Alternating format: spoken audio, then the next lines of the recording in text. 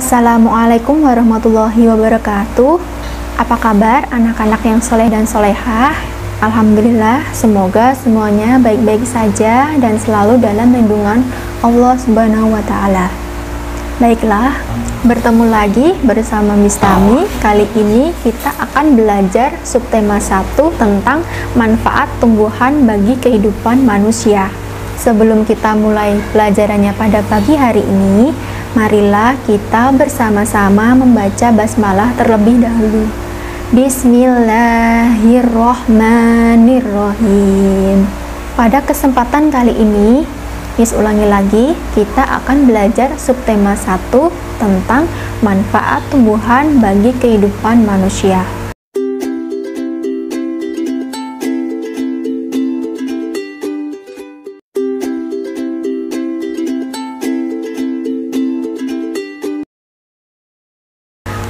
Di sekeliling kita ini banyak sekali tumbuh-tumbuhan yang hidup. Mereka merupakan ciptaan dari Tuhan Yang Maha Esa. Lalu apa saja manfaat tumbuhan bagi kehidupan manusia? Yaitu sebagai sumber makanan, pakan ternak, bahan-bahan membuat pakaian, lalu bisa digunakan untuk obat-obatan tradisional, dan juga bahan bangunan, dan yang terakhir adalah sumber oksigen.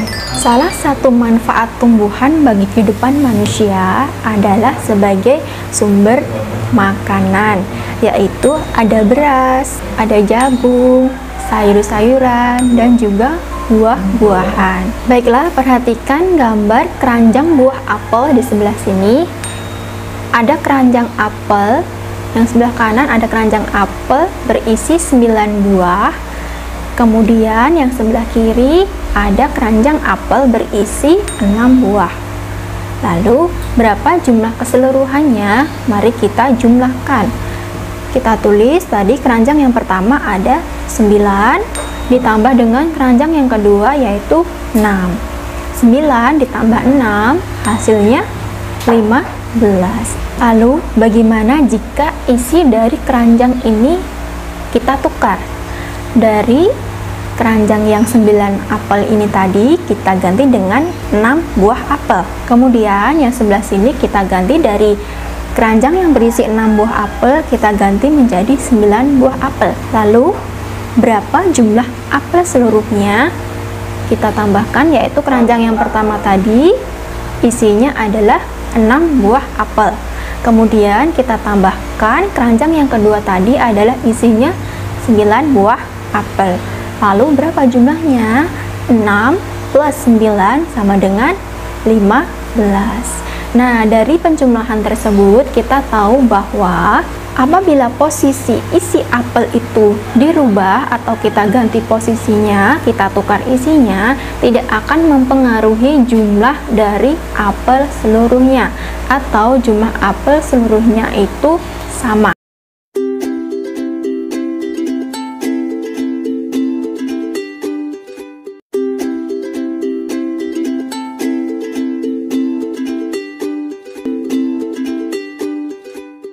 Nah, di sini ada contoh dengan angka yang lebih besar.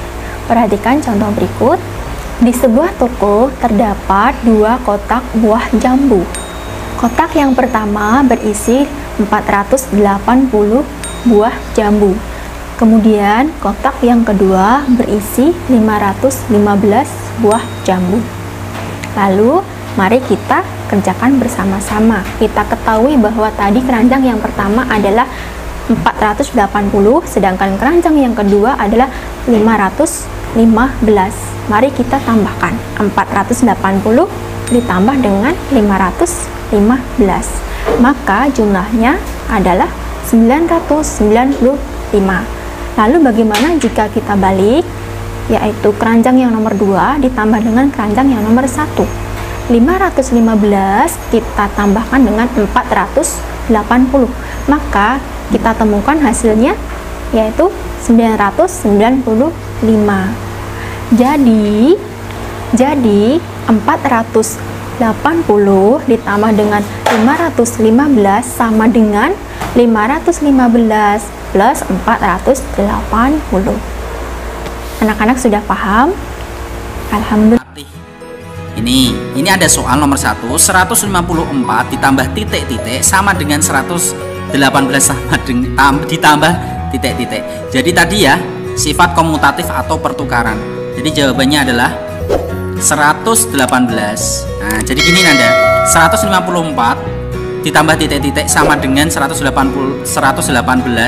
ditambah titik-titik. Jadi yang kolom ini pastinya dari kolom ini. Kenapa? Karena pertukaran. 154 jadi di posisi sebelah sini, kemudian 118 dari posisi ini. Udah jelas ya? Sekarang untuk memperjelas lagi kita berlatih soal nomor 2. Titik-titik sama titik-titik tak ditambah 127 sama dengan titik-titik ditambah 166. Nah, jadi ini sangat mudah ya. Pasti di sini kamu tulis 166. Loh, kok bisa tahu? Karena sifat komutatif pertukaran. Nah, ini pertukaran. Yang awalnya di sini kita pindah ke sini, yang dari sini kita pindah ke sini. Kan sudah bertukar kan? Ya. 166 ditambah 127 sama dengan 127 ditambah 166. Nah, artinya pertukaran komutatif. Ini mudah. Nomor 3. Berapa Nanda isinya? Ini taruh sini, dan ini ditaruh sini. Gitu ya. Mudah sekali kan? Komutatif tinggal pertukaran gitu. Oke, udah jelas ya Nanda ya. Nomor 4 juga sama. 316 ditambah titik-titik sama dengan 274 ditambah titik-titik. Ya ini ya ditukar saja. Ini taruh sini dan ini ditaruh sini. Jawabannya adalah ini.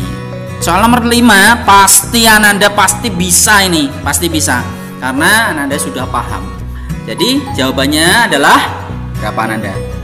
Iya, itu ya Ananda ya. Cukup jelas. Pernahkah anak-anak dibacakan dongeng sebelum tidur oleh bunda-bunda kalian? Jika sudah, biasanya dalam dongeng tersebut kita bisa menemukan pesan atau nasihat dari seorang penulis kepada pembaca. Untuk pertama, perlu kalian ketahui dulu ya. Perlu kalian ketahui dulu bahwa pengertian dongeng dulu. Dongeng itu merupakan cerita khayalan. Dongeng umumnya bercerita tentang kehidupan pada zaman dahulu kala. Dongeng biasanya berisi pesan atau amanat. Tokoh yang ada dalam dongeng bisa manusia, hewan, atau tumbuhan. Ananda, sebelum ke paragraf yang kedua, biasanya teks atau dongeng itu diawali dengan kata pada zaman dahulu kala. Itu ada kata-kata seperti itu biasanya.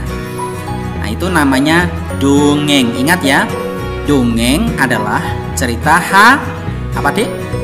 cerita khayalan. Benar. Sekarang kita lanjut ke paragraf yang kedua.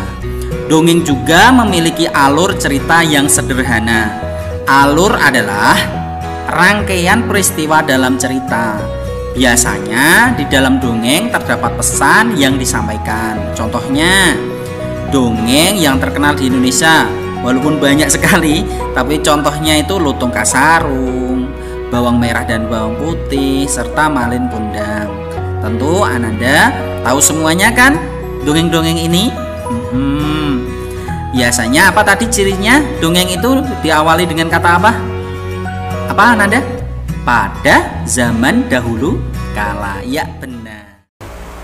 Anak-anak pernah membaca dongeng tentang kaktus yang suka menolong? Jika belum, silahkan anak-anak buka buku tematiknya 3B halaman 18.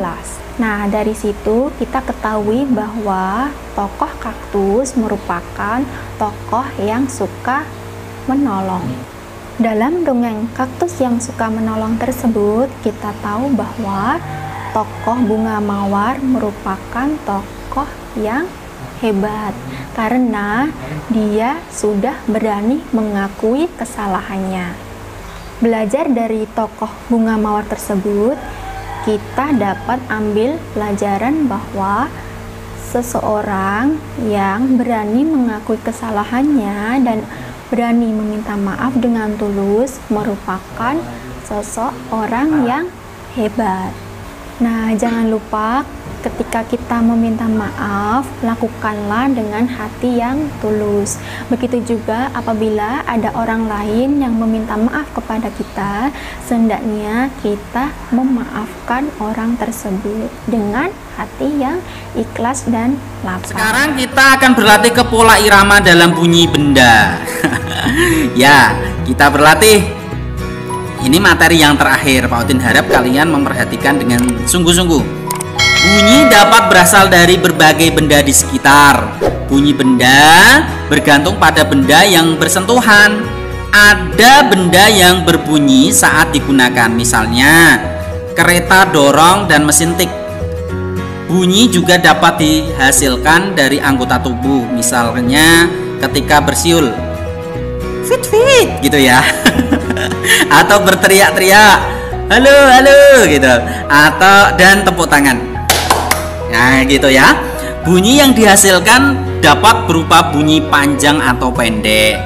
Bunyi benda yang berulang akan menghasilkan bunyi yang indah. Pola bunyi yang berulang akan membentuk pola irama. Pola irama dari berbagai bunyi juga dapat digabungkan menjadi musik. Gitu ya Nanda ya. Walaupun ini nanti akan dijelaskan Pak Udin secara mendalam, paling tidak Ananda sudah tahu dasarnya. Contoh di sini gambar ini ya Nanda. Ini ada gambar mengetukkan kepalan tangan ke meja. Nah, contoh. Nah, itu hanya contoh ya Nanda ya. Kemudian mengetukkan jari-jari tangan ke meja. Itu hanya contoh. Kemudian ada pensil juga, pensil dengan pensil. Nah, kemudian memukul bagian bawah ember juga contoh. Jika digabungkan nanti akan membentuk pola irama dari berbagai bunyi, dapat digabungkan menjadi menjadi musik gitu ya Nanda ya. Demikian pembelajaran tema 2 subtema 1 pada kali ini. Semoga bermanfaat. Terima kasih. Wassalamualaikum warahmatullahi wabarakatuh.